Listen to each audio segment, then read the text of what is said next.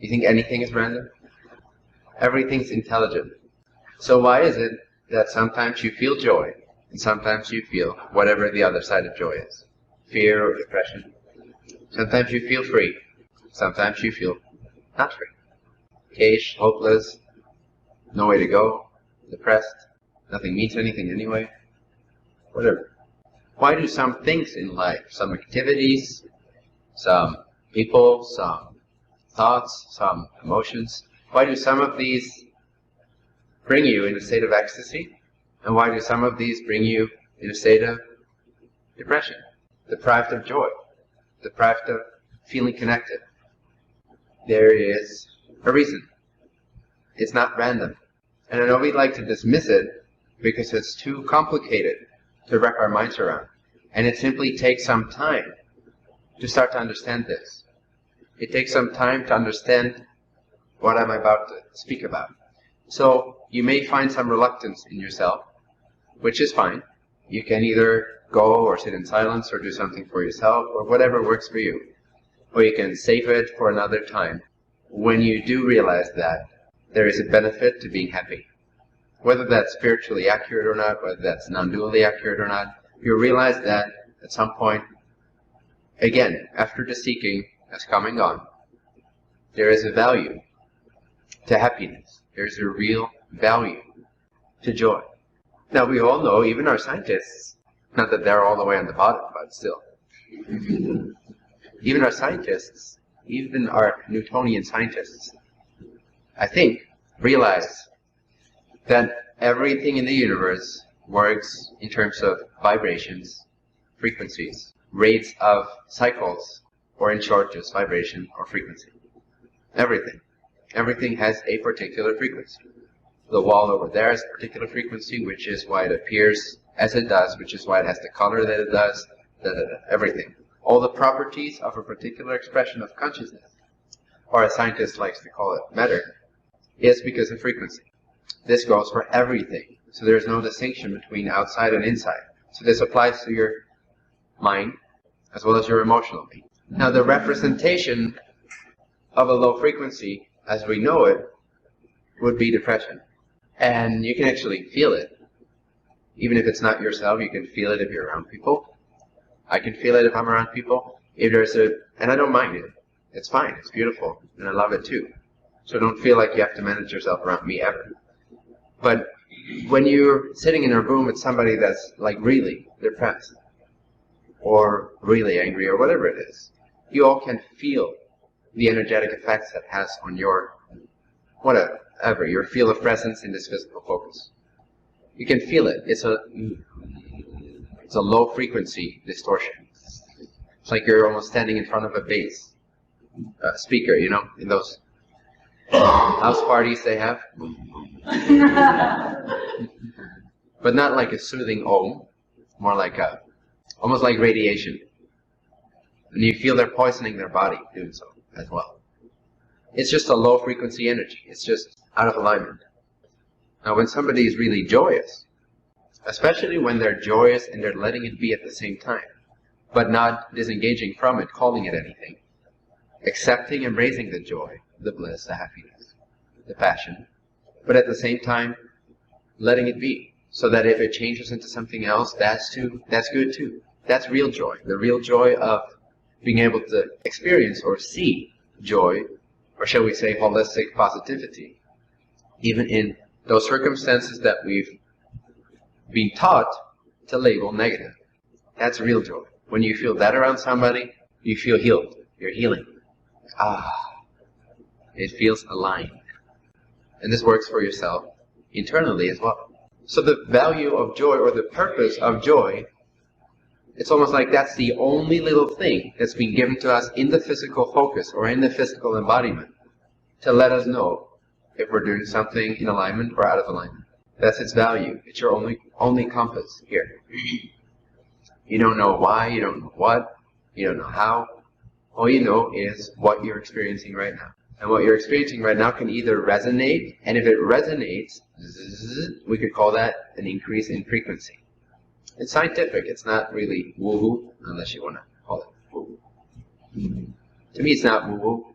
The language of it is a bit woo-woo, but I haven't figured out a better way to describe it yet. But the experience I'm conveying is not woo-woo. It's very practical. It's very real. It has very real benefits to your life and those around you and your purpose here. It's more purposeful to me at this point than sitting around and pretending enlightenment is something naked. That has its value too. But if that's drawn out for too long, it starts to become non-resonant. Those who seek for many, many years are doing something wrong. Sorry to say that.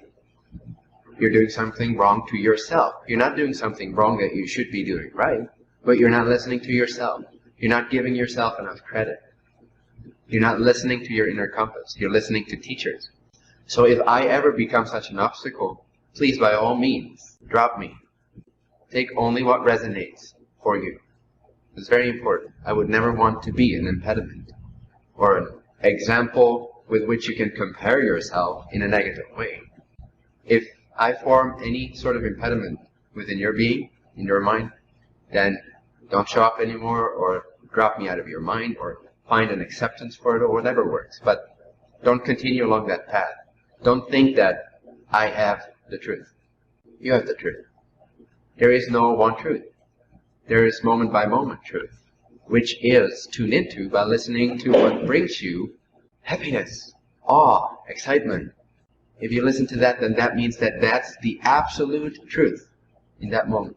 If that means to light up a cigarette, that means lighting up a cigarette is the absolute truth of the entire universe within you in that moment. Nothing any of the teachers ever said or declared is more truthful in that moment than if you're truly, genuinely, holistically excited about lighting a cigarette. Your only truth is yourself, your inner compass. That's more important than anything I've ever said, say, or will say.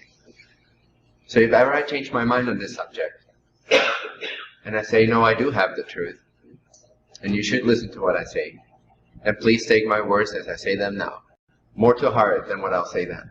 I don't anticipate that will happen. So again, the misperceived notion of enlightenment equals listening to your heart, listening to your joy, listening to your bliss.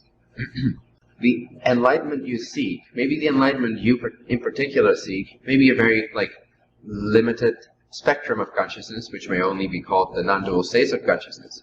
If enlightenment to you is only that at this moment, is only be still and know I'm God, or whatever it is, if only that to you is God and holy and sacred and absolute truth, by all means.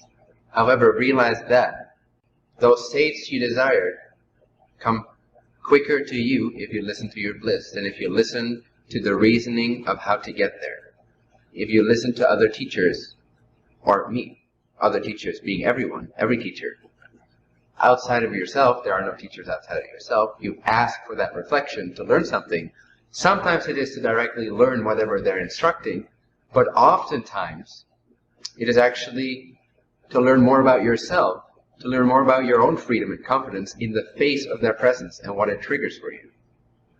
That's usually way more important of a teaching than the actual instructions. Now sometimes you come along a teacher and the instructions just do the job for you, and that's why you're meant to be there.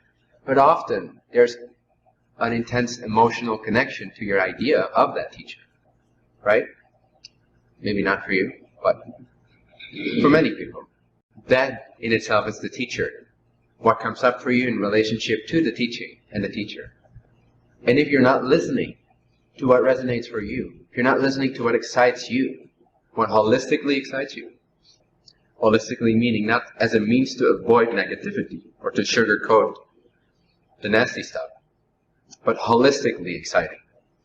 Yes, that feels right. It feels good. It resonates, which brings you into higher frequency states of consciousness, which in turn will give you way more immediate access to the states that you idolize so much in, for example, non-duality or Advaita or whatever.